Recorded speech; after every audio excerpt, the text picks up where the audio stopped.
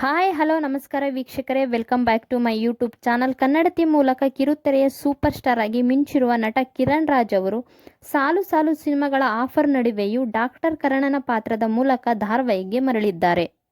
ಮಹಿಳಾ ಪ್ರಧಾನ ಕಥೆಗಳೇ ಹೆಚ್ಚಿನ ಧಾರಾವಾಹಿ ಟೈಟಲ್ ಆಗಿ ನಾಯಕಿಯ ಮೂಲಕ ಶುರುವಾಗುತ್ತದೆ. ಅಲ್ಲೋ ಇಲ್ಲೋ ಬೆರಳಿಕೆಯಷ್ಟು ನಾಯಕನ ಒಳಗೊಂಡ ಶೀರ್ಷಿಕೆಗಳು ಬರುತ್ತದೆ. ಕರ್ಣ ಟೋಟಲಿ ಭಿನ್ನವಾದ ಧಾರಾವಾಹಿಯಾಗಿದೆ. ನಾಯಕನ ಪಾತ್ರ ಹಲವಾರು ಆಯಾಮಗಳಲ್ಲಿ ಸಾಗುತ್ತದೆ. ಹಾಗೆ ತೂಕ ಇರುವ ಪಾತ್ರ ಕೂಡ ಕರ್ಣ. ಪ್ರೋಮೋ ರಿಲೀಸ್ ಆದ ಕೂಡಲೇ ದೊಡ್ಡ ಮಟ್ಟದ ಸೌಂಡನ್ನು ಮಾಡಿದೆ. ಮಿಲಿಯನ್ ಗಟ್ಟಲೆ ವ್ಯೂಸ್ ಪಡೆದುಕೊಂಡು ಟ್ರೆಂಡಿಂಗ್ನಲ್ಲಿ ಇದೆ. ವೀಕ್ಷಕರೇ, ಇದೇ ಮೊದಲ ಬಾರಿಗೆ ನಮ್ಮ ಚಾನಲ್ ನೋಡುತ್ತಿದ್ದರೆ ನಮ್ಮ ಚಾನಲನ್ನು ಸಬ್ಸ್ಕ್ರೈಬ್ ಮಾಡಿಕೊಳ್ಳಿ. ಹಾಗೆ ಪಕ್ಕದಲ್ಲಿರುವ ಬೆಲ್ ಐಕನನ್ನು ಒತ್ತಿ.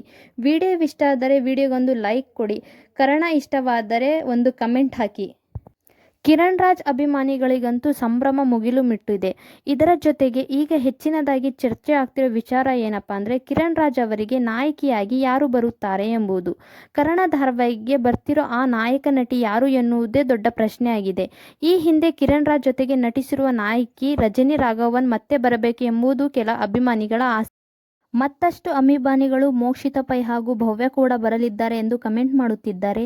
ಈ ಮೂರು ನಾಯಕ ನಟಿಯಲ್ಲಿ ನಿಮ್ಮ ಫೇವರೇಟ್ ನಟಿ ಯಾರು ಎಂದು ಕಮೆಂಟ್ ಮಾಡಿ ತಿಳಿಸಿ. ವೀಕ್ಷಕರೇ, ಅಭಿಮಾನಿಗಳು ಪ್ರೀತಿಯಿಂದ ಜೋಡಿ ಮಾಡ್ತಿರೋ ಹೆಸರುಗಳು ಮಾತ್ರ.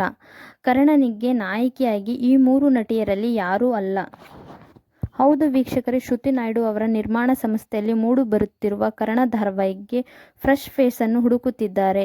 ನಾಯಕಿ ಇನ್ನೂ ಫೈನಲ್ ಆಗಿಲ್ಲ. ಮೂಲಗಳ ಪ್ರಕಾರ ಇನ್ನೂ ಧಾರಾವಾಹಿ ಶೂಟಿಂಗ್ ಆರಂಭವಾಗಿಲ್ಲ. ಒಟ್ಟಿನಲ್ಲಿ ಕರ್ಣನಿಗೆ ಭರ್ಜರಿ ರೆಸ್ಪಾನ್ಸ್ ಸಿಕ್ಕಿದ್ದು ಈ ವರ್ಷ ಬಹುನಿರೀಕ್ಷಿತವಾದ ಧಾರಾವಾಹಿ ಎಂದು ಹೇಳಲಾಗುತ್ತಿದೆ. ಈ ಮೂವರು ನಟಿಯಲ್ಲಿ ಕರ್ಣನಿಗೆ ಯಾರು ಬೆಸ್ಟ್ ಜೋಡಿ ಎಂದು ಕಮೆಂಟ್ ಮಾಡಿ ತಿಳಿಸಿ. ವಿಡಿಯೋ ನೋಡಿದ್ದಕ್ಕಾಗಿ ಧನ್ಯವಾದಗಳು.